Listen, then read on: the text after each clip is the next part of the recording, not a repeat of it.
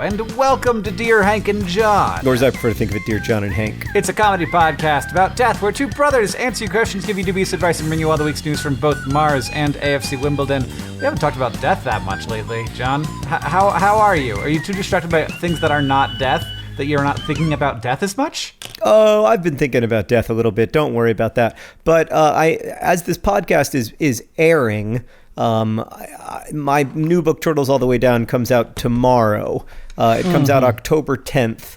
And that's a bit of it's my first book in 6 years. It has occupied, I would say, a majority of my consciousness over the last couple of weeks.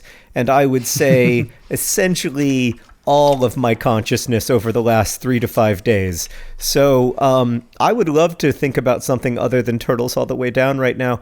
I will say, Hank, you know this because you were with me, but just before we recorded this podcast, we did our monthly Patreon live stream, patreon.com/Dear Hank and John, lest I only shill for one of our products in a 30-second period. We were doing a Patreon live stream and someone came into the live stream and said, hey, I'm having a baby today, but I didn't want to miss the live stream. Just wanted to check in and say hi to everybody.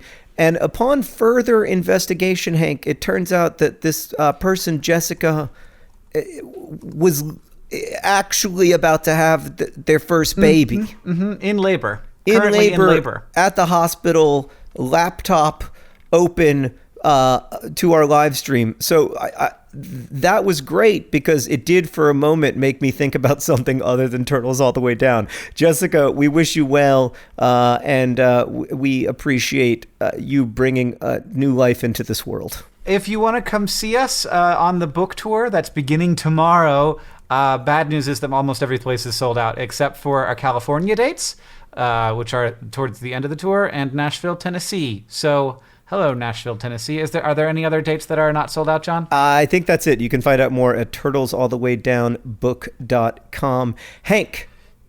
Yeah. Can I read you a short poem? Okay. All right, this short poem is by Robert Frost. It was sent in by Caroline. I don't know if it was the same Caroline who complained about people singing songs about her name, but regardless, that is a great song by Neil Diamond. All right, moving on. Dust of Snow by Robert Frost. The way a crow shook down on me, the dust of snow from a hemlock tree, has given my heart a change of mood and saved some part of a day I had rued. Just a nice little short poem about having a crow dust some snow on you. Thanks, crows. If you would like to see a crow putting snow on your shoulder on tour, that's not a thing that exists, but we will be in Seattle for PodCon December 9th and 10th. I just feel like we're pushing stuff a lot today, John, so I'm just hopping on top. I mean, I haven't heard something so obviously inserted into a podcast since you said disco pants last episode. All right, Hank, let's move on to questions from our listeners. This one comes from Catherine, who writes, Dear John and Hank, just bought my ticket for your San Francisco show on Halloween. I'm very excited. Oh my God, I can't believe that we're still shilling. I'm very excited, but I have one burning question. Should I wear a Halloween costume? I want to be festive, but I don't want to be the only one dressed up. Will you both be dressed up? Face paint and checkered Vans. Catherine. Checkered Vans? Oh, the shoes. The checkered Vans. The shoes. I was like, that's a weird Halloween costume. Just paint my face and get it a checkered van. Yes, I will be in costume, but I will be in costume at all of the shows during a portion of the show. Ish, kind of. It's complicated. I mean, Hank, I think there is a 95% chance we are going to do that bit during rehearsal, and we're both going to be like, gonna cut it. This is a horrible mistake. I think it's a 5% chance. I think it's a 95% chance that I hit it out of the park. You haven't heard my talk yet. Well, I'm excited to see if this bit works. But yes, Hank will be in costume. I mean, you can hardly get Hank out of costume. So I just found out that our rehearsal shows have people at them, and I'm actually really at first this made me kind of upset that I was like, no one told me we were rehearsing in front of people.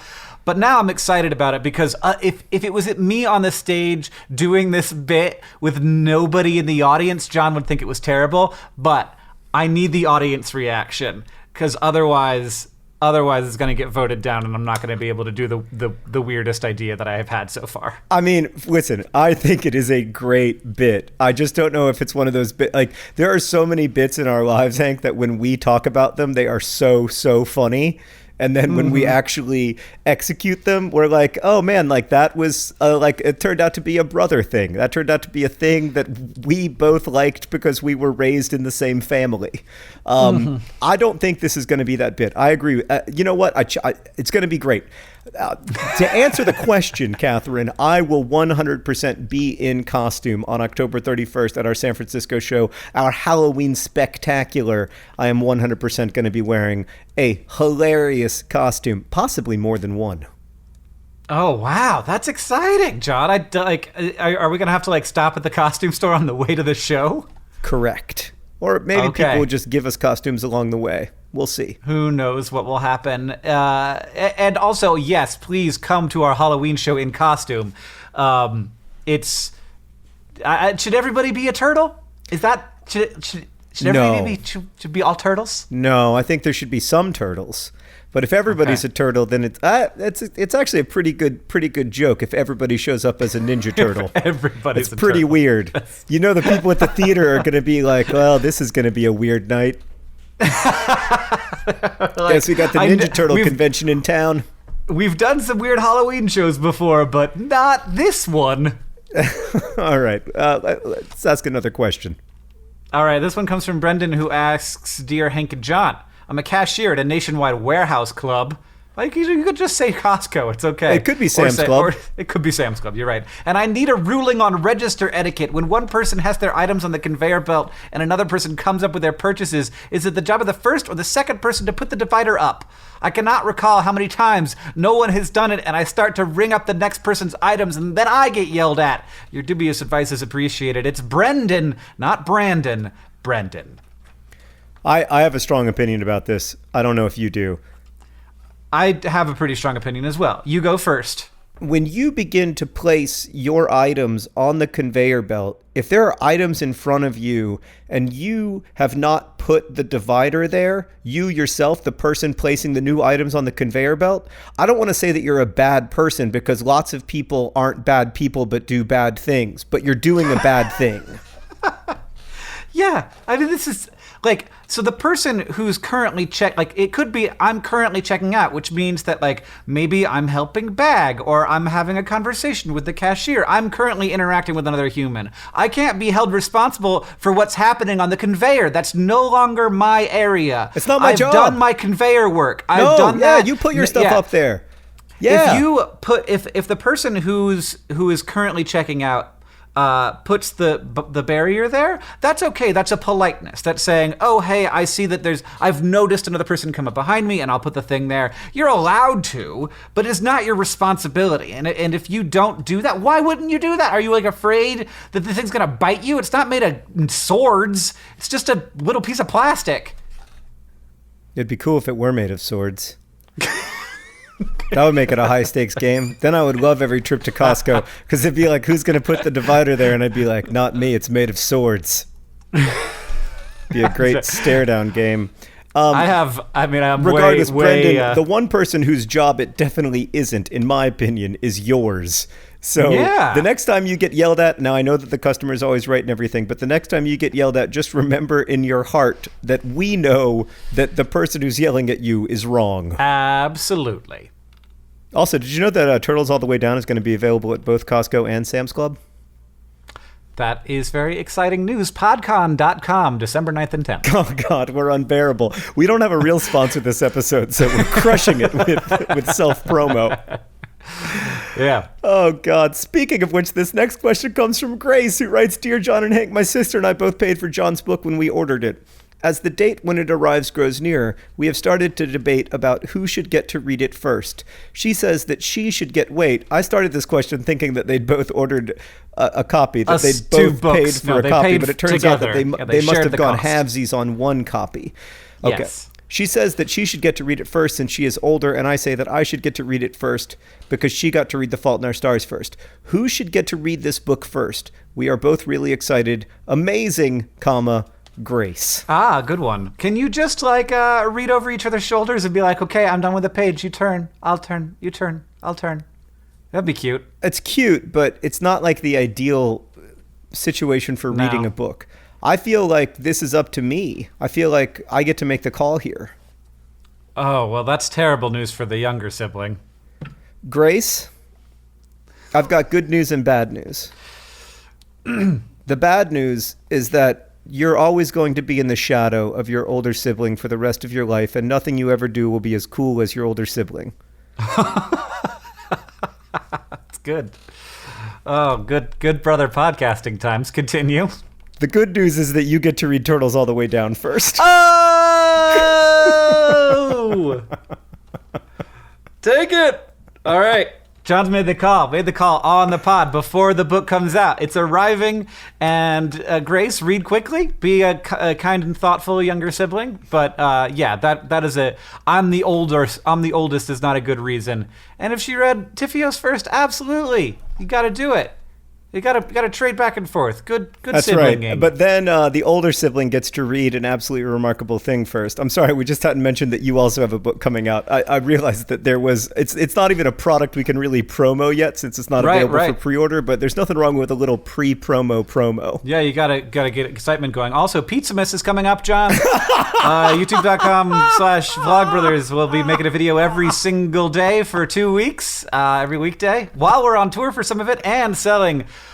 Some pretty truly remarkable Pizza John products. I will not lie. I just saw one of them that we got, and it made me giggle like a little tiny boy. I giggled like a baby getting tickled on his neck. It was great. I can't wait for everyone to find out about it. All right, Nick, let's answer another question from our listeners. This one comes from E, who writes, Dear John and Hank, I'm about to start university and move out for the first time. I'm really excited, but I recently found out that my room is going to be very small. Thank God I'm only 5'1".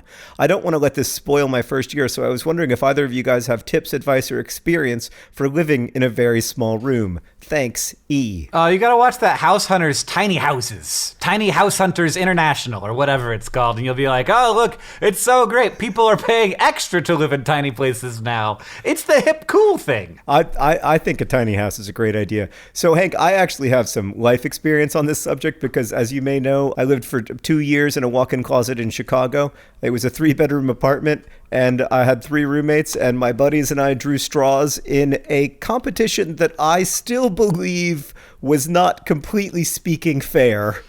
And I got the short straw, and I lived in a walk-in closet with no window for 2 years. Here is my advice.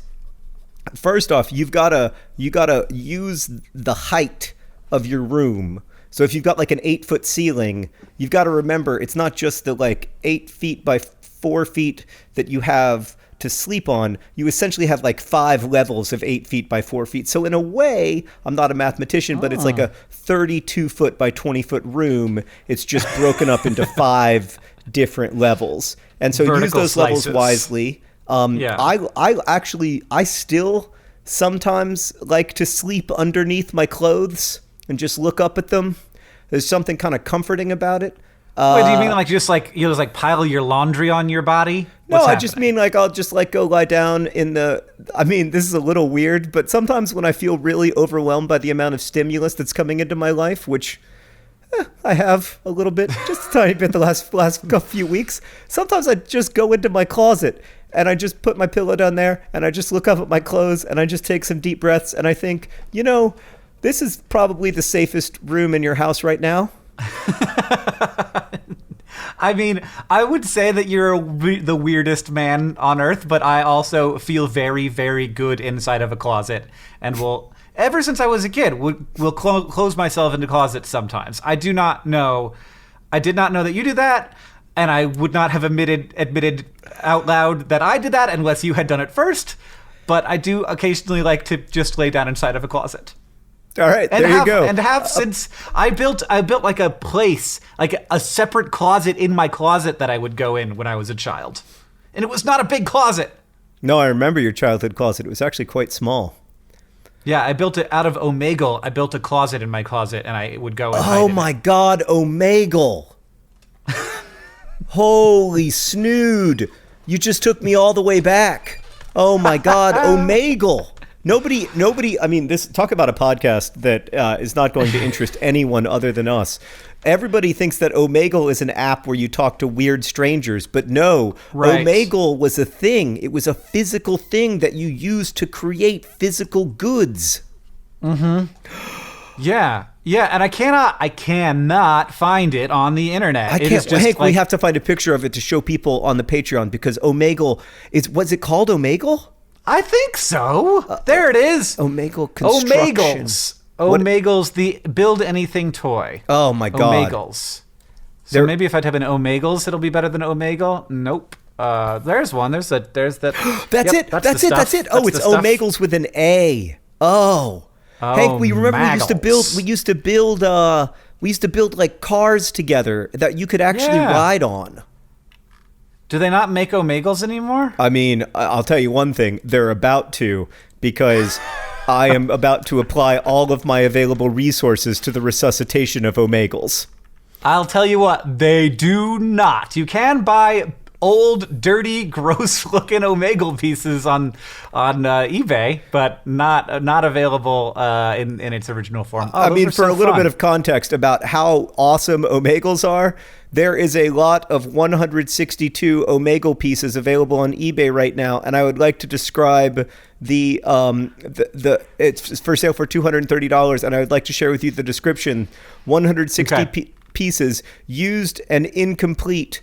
Most pieces have evidence of usage, and it's still $230, and also I'm about to buy it.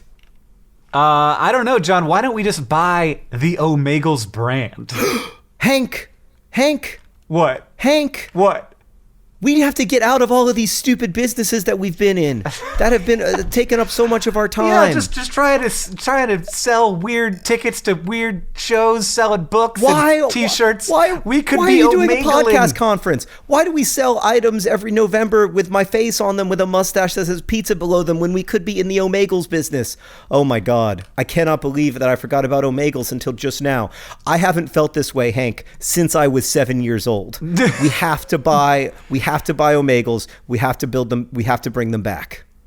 Well, I don't know who owns Omagles, John, but honestly, it can't be that patented. It's just tubes.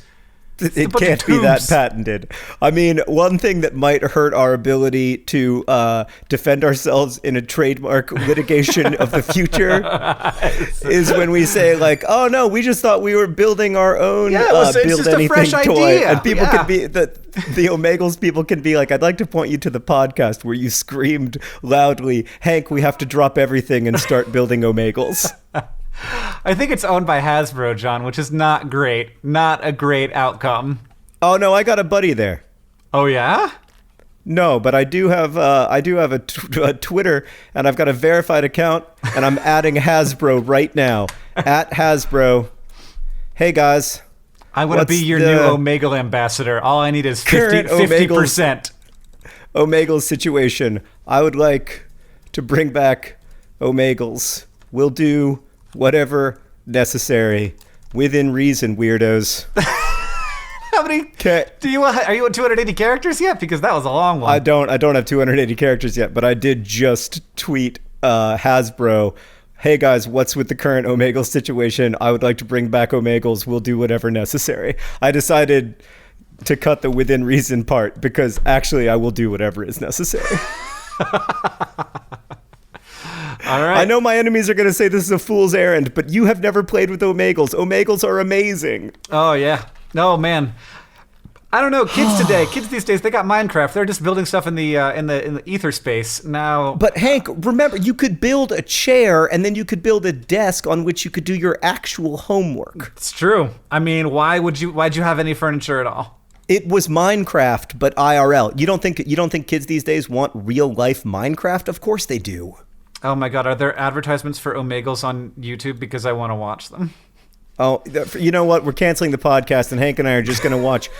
You know, like, my kids are always watching toy unboxing videos, which I totally don't get, except now suddenly I do get it because I realize that I could maybe watch an Omagles Oh boy, actually, when you Google Omagles, all you get is really upsetting. Oh, there's one. I found an Omagles video, Hank.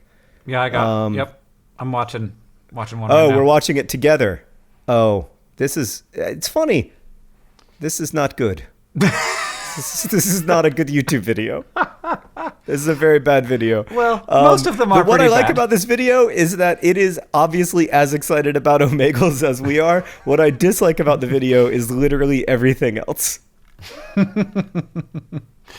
All right, John, you want to answer another question, or do you just want to go Omagles all day? Well, the answer to your question, Hank, is that I want to keep talking about Omagles, but I recognize that since we are the only two people listening to this podcast who know what Omagles are, that we should perhaps move on. Maybe.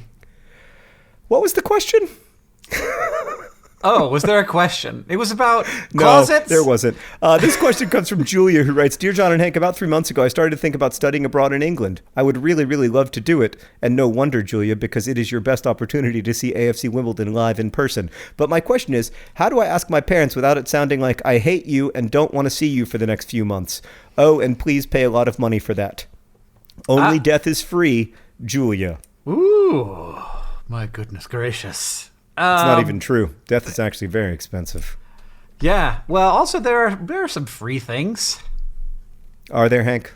I mean, air. We don't technically pay for it. In a capitalistic economy, anything can be valued. Oh, certainly it can be valued, but it is currently free. John, Yes. people go overseas, and it's a valuable experience. And parents want their children to have valuable experiences. And that is the first PowerPoint slide in your PowerPoint presentation about why you're going to go to England for a month or Rip whatever. that audio of Hank introducing this idea. Hello, Julia's parents. It's me, John Green. Did you know that England is a wonderful country full of educational opportunities? You can put that part in. You can just cut that in and put it over and over again. It's Sure. Scientifically proven to make people more susceptible to spending money and losing their children. I mean, it's not really losing your children. Right. It's 3 months apart. I think that the way you present it is as an opportunity, and probably your parents understand that as you get older, they will probably see somewhat less of you. And you just need to, get them used to that idea anyway. Agree.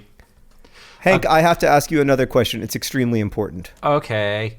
I don't know if you know the answer to this because you didn't highlight it in the questions, and I don't know why because it's obviously so incredibly important. Okay. This question comes from Kelly, who writes, Dear John and Hank, I just walked into the hall of my apartment building and someone is baking what I believe to be cranberry bread.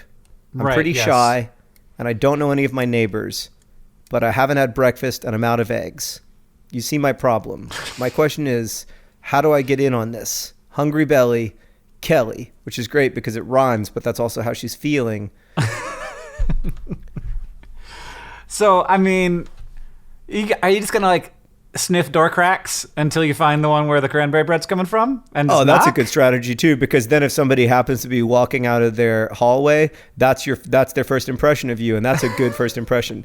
And you could be like, you know what you do in that situation? Somebody opens the door and they're like, hello, and you say, do you smell cranberry bread?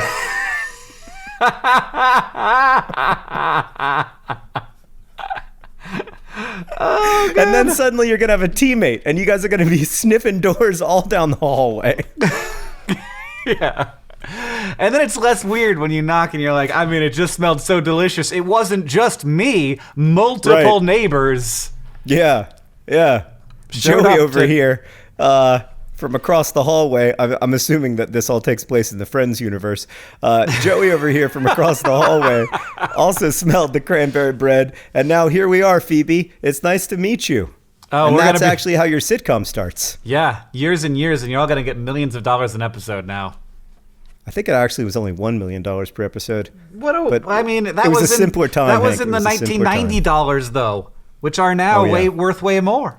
Hank, What? can you answer the question? Just because while you're talking, it's going to give me an opportunity to scroll further through the Google image results for Omagles, which is making me happier than I've ever felt in my entire life. Well, I mean, I could go back and actually answer a question about how to live in a small space, because we didn't answer that one at all. We got really stuck on Omagles, which is, I have not found there to be a huge correlation between amount of space and quality of life. Once you exceed a certain minimum amount of, you can fit your bed and stuff in a space, especially if you don't have a roommate, which you didn't mention having a roommate, which is just like, well, that is amazing. So you got space to yourself is better than having a lot of shared space, even if it's a small amount. In my opinion, because roommates can smell bad. How are those Omagles doing, John? Amazing. I'm on the Omagles has a Pinterest interest group. There's 34 of us, I would say, because I have just joined.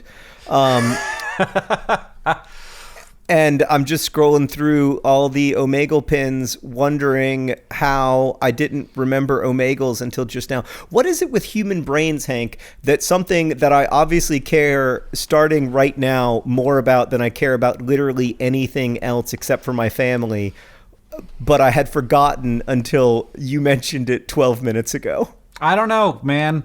I also was sort of surprised that I was able to just call the word Omagles out of my brain after having pictured this thing that I built with the yellow tubes and the pop-in plastic things that made the wall. And remember, it had wheels. It had like those pop-in tires, so you could turn, like, you would have a chair, and then suddenly you would have a chair that could go places.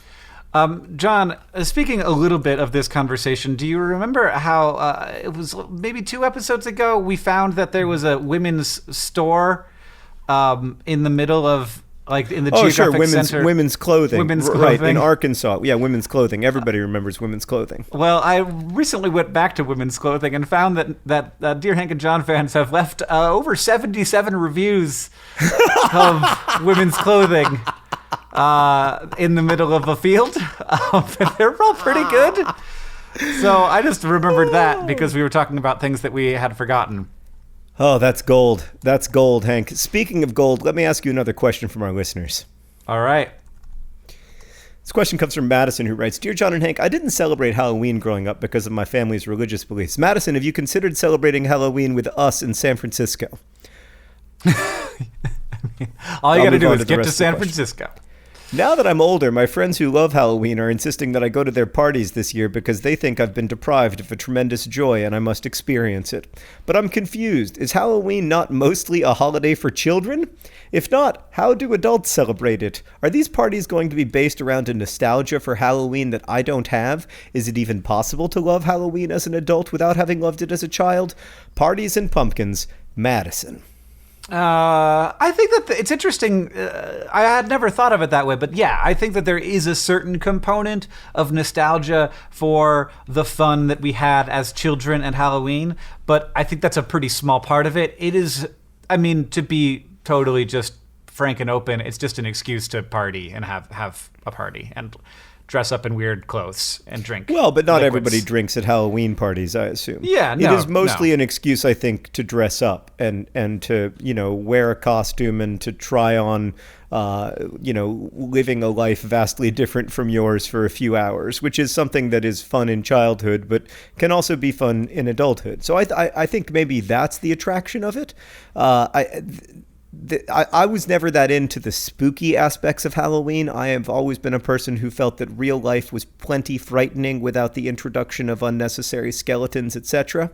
But I did always like the dressing up part of Halloween, the like being someone else part. I wasn't listening to what you were saying at all, John, because 1, I'm terrible at podcasting, and 2, I was reading Adam McLean's review of Women's Clothing Store in the Geographical Center of Arkansas. He says, being a person that does prefer the fit of men's clothes, I was really here because of the recommendation from Dear Hank and John. I'm also from the future where we didn't make it to Mars in time.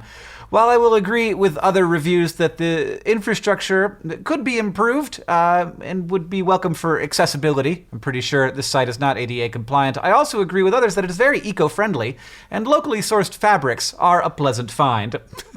There seems to be minimal negative environmental impact from this establishment, and it may, in fact, have a net positive impact. We need more businesses like this, DFTBA. While we're reading responses from past episodes, Hank. I have to read you this response we got from Omaya. You may remember that in a previous episode of Dear Hank and John, we discussed a researcher who stung himself with bees all over his body to find out what is the most painful part of the body to be stung by a bee on. And Omaya wrote in to say, Dear John and Hank, I am listening to your most recent podcast, and you talk about Michael Smith, the Cornell graduate student who stung himself with a bee multiple times for science. And I know him. I was an officer in the Cornell Beekeeping Club for several semesters, and he is the graduate student advisor for the club, so we met several times. I can attest that his name is Michael Smith, and that he is quite a character, and that if you met him, you would no longer be confused about why he would do such a thing for science. He is very committed to bees. Don't worry, be happy, Omaya. With a B with 2 E's. Don't worry, be happy. Good. Well, I'm glad that was real and is a real person. It's not that big of a world, John.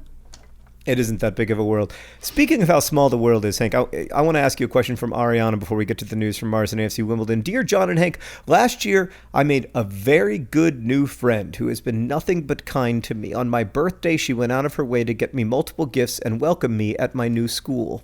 Although I know she has told me when her birthday is, all I remember is that it is maybe in January or February. I would really like to get her something, but I don't know how to find out when her birthday is without hurting her feelings. In desperate need of a name-specific sign-off, Ariana. I mean, I feel like well, first of all, can't you just look at her Facebook page? Isn't that a thing? Isn't it just on Facebook? Young people don't use Facebook, Hank. Okay. Well, when we were kids, only young people used Facebook, and by kids I mean 30. Okay. And now, no young people use Facebook. So, Sitch is, from my perspective, you say, "Hey, what's your birthday?" Is that weird? Are you? You're not supposed you can't to do know. that. Of course, you can't do that. But you're not born knowing what everybody's birthday is. Was there? She says in the question, she told me her birthday and I forgot it. Once you've told someone your birthday once, if you forget it, that's on you forever. There's no coming back from that. Everybody knows that. Sorry. Okay. Ariana, you have to move again. I'm sorry. I know that you just got used to this new school, and it's great that you've got this great friend, but it's over. I mean, I feel like there's so many people in the world who know this person's birthday. Why, ask their mom? Be like, hey, what's the birthday? Oh, that's a brilliant idea. That is a brilliant idea. I was going to say call the home phone, but of course that's not an option. That's even more anachronistic than a high school student with a Facebook. I mean, I'm like, what a sweet thing to get one of your child's friends to come up to you and say, hey, what's the... I just wanted to know because I like your child so much. I want to celebrate her birthday. Yeah, Ariana, Hank is right. It is not bad to just ask, but obviously it won't be as much fun if you just ask. So we need to think of a way that you can figure it out without asking. You got to find her birth certificate in her house. I like Hank's suggestion that you should burgle your friend's home. It's bold, it's innovative, but I think it's wrong. I think the right solution is that you should hack into their computer. Oh, no, just the NSA database. That's a better idea. Yeah, call Ed Snowden, get into that NSA database, and they'll just be like, so what do you need? Do you need records of all the calls you've ever made? And you'll say, no, I don't. Thank you, though. All I need is my best friend's birthday. By the way, Chris and I have been best friends for many, many years. I could not tell you if Chris's birthday is... I couldn't tell you a season. Could you somehow get them to reveal it without asking? Could you be like, oh, what was your last birthday like? And maybe was find it out cold? Was it a windy day? Do you remember if it rained? What was the top single on the charts that day? Do you remember? Was it Demi Lovato or was it Ariana Grande? Because I can never tell those two apart.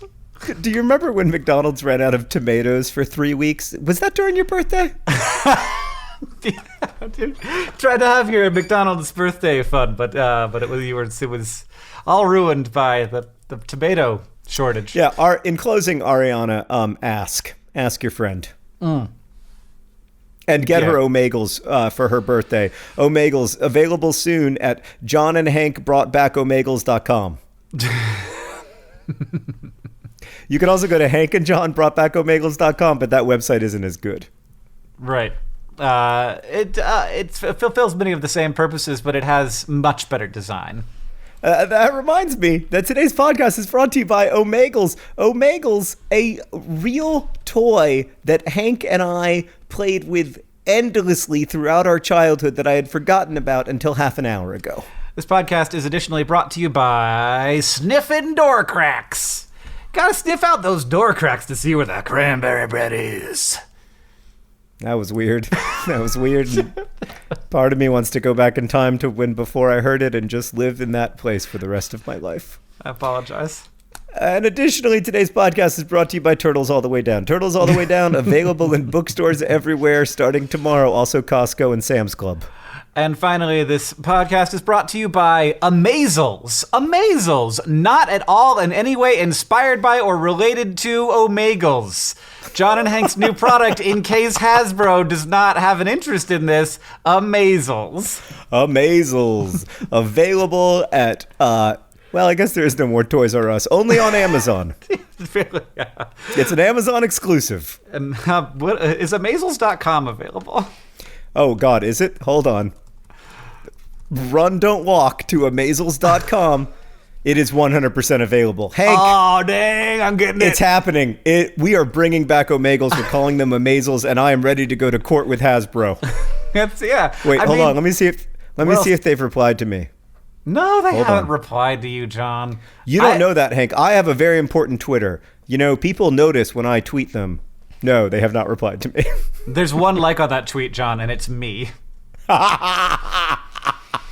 So hold on, let me go to my analytics. Well, that tweet, just so you know, has had 200 impressions, Hank. And 200. Nobody liked it. Just one of them liked it. I mean, to be fair, if you haven't heard the episode, it's a little bit of a weird tweet. Also, if you have heard the episode. Hank, before we get to the news from Mars and AFC Wimbledon, I want to share one fact with you. Mm-hmm. Do you know what that fact is? No, sir. It is a name. It is a name-specific sign-off from Natalie. Okay. She has two. One is, "You have a great persa, Natalie." You got a good personality. You have a great personality. That's really good. A great personality. I mean, I wish that I could go back in time and rename my kids Natalie. Both of them. And she also has one that is based off the Bruno Mars song Natalie. "I ran away with all of Bruno Mars's money, Natalie." I don't understand that one because well, I don't it helps know if you've about heard the song. That song. All right, Hank, what is the news from Mars this week? Oh, wait, should I do the news from AFC Wimbledon first? It's so incredibly exciting. Well, do it, man. Hank, what if I told you that our mom and dad, went to an AFC Wimbledon game at Kingsmeadow on September 30th? Oh, that's wonderful. They had an awesome time. And do you know how AFC Wimbledon celebrated the arrival of my parents at the Wimbledon game? With goals! What is the other possibility? With no goals! That is the one! You got it, Hank, on the second try! Oh, no. AFC Wimbledon did not score in that game against Rochdale. Rosiana is not here. Okay, so I'm not going to get an answer on that one. Yeah, they did not score, which I don't know if you know, it's been a bit of a theme. There hasn't been a ton of scoring. AFC Wimbledon have now played 11 games in their League One campaign, and they have scored 5 goals, which I'm not a mathematician, but that seems to be less than 1 goal per game, and in fact, less than 1 goal per every other game. I am sorry. It's not going great. We've slipped to 21st in the table, which is in the dreaded relegation zone. The bottom 4 teams in League One are demoted down to League Two, which is the bottom rung of full-time professional football in England. And that is not where we want to be. We want to be in League One, the 3rd tier of English football, where all the cool teams are, like Doncaster and Oldham and Peterborough.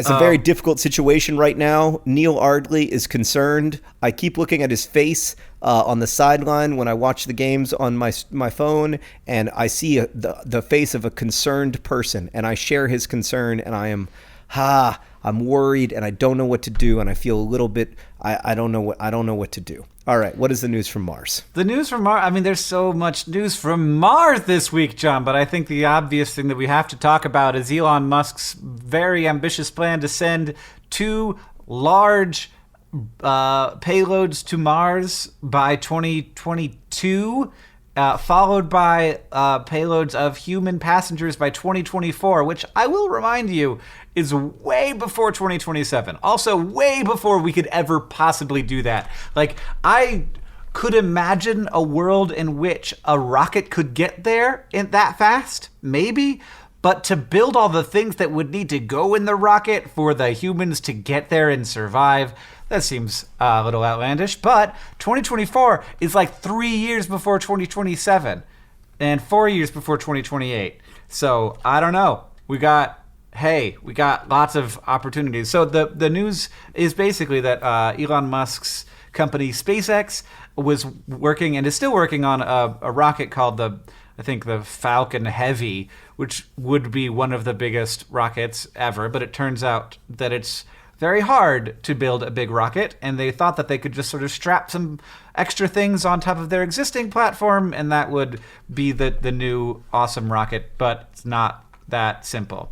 So they want to build a new kind of rocket, one that is still based on one booster that will push a payload up and then return back to Earth and land and be able to be reused regularly. And what that would allow for is getting not just one of these payloads, a very large payload, 150 tons, I think is the max, up into orbit. But then they could shoot up another one that would just be full of fuel. And that could refuel the entire payload that got into low Earth orbit. And that would allow that, because getting from orbit to, like, the hard part is really getting out of, like, the atmosphere and out of Earth's gravity well a little bit. So that would allow for that rocket to get much farther with just one refuel, or with several refuels to get to Mars, which is a really smart and interesting way to do it. So to allow for a refuelable rocket, but then all of those boosters, all of the really expensive parts are all coming back down to Earth to be reused again. And this is Elon's plan for how do you make this something that happens economically, because it turns out the fuel is a relatively minor part of the cost. The engines themselves, which we have previously just been crashing into the ocean and not reusing, are the costly part. And he wants to make a really, really big rocket called the BFR. Stands for Big Effin' Rocket, apparently, is my guess. And it was not discussed. And use the BFR to expand humanity's spaceflight capabilities dramatically by 2024, which, John, would maintain the name of this podcast, come hell or high water, Dear Hank and John. So I just want to confirm real quick what you just told me, which is that Elon Musk announced that the way that he thought he could get to Mars isn't going to work. So instead they're going to do a totally different way, but it's also going to take less time. Correct, John. It's all about innovation and hard work. Okay. Well, I am so excited for Dear John and Hank coming to a podcast near you in 2028. All right. Well, we'll see what happens, John. It doesn't matter as long as we're working hard on Omagles by then. I mean, the truth is, I think we both know we're going to be out of the podcasting game entirely because we're going to be running our Omagles empire. John, what did we learn today? Well, I mean, the most important thing we learned by far is about Omagles. Right. We also learned that apparently there's something either genetic or habitual that it makes both John and Hank really like to be in closets alone. We learned that John and Hank will both be wearing costumes on October 31st at the Turtles Tour in San Francisco. Hank, what was your phrase of the week? Can I guess? You can guess. Was it because you said that like 12 times. No, apparently that's just a new verbal tick I have. Okay, what was it? It was come hell or high water. Oh, man. I should have gotten that. All right, what was mine? Snuck it in right at the end. I'm guessing got the short straw? No, it was not. Although it could have been. It was Fool's Errand, and I snuck it in right at the beginning. I should have caught that. Yeah. Well, there you go. Hank and I are getting better at this game, so much better that it's almost impossible to catch us at this point. Yeah, might stop being fun. We're gonna have to pick some harder phrases. Hank, thank you for potting with me. Thanks to everybody for listening. You can email us at hankandjohn@gmail.com or find us on Twitter, where I am John Green. Hank is Hank Green. You can also find us on Patreon, patreon.com/DearHankandJohn. We're going to go record our Patreon exclusive podcast, This Week in Ryan's, right now. But in the meantime, thanks again for listening and for all of your wonderful questions. This podcast is edited by Nicholas Jenkins. It's produced by Rosiana Hals-Rojas and Sheridan Gibson. Our head of community and communications is Victoria Bongiorno, who keeps making fun of me for getting her title wrong, so I did it right this time. And our theme music is by the great Gunnarolla, and as they say in our hometown, don't forget to be awesome.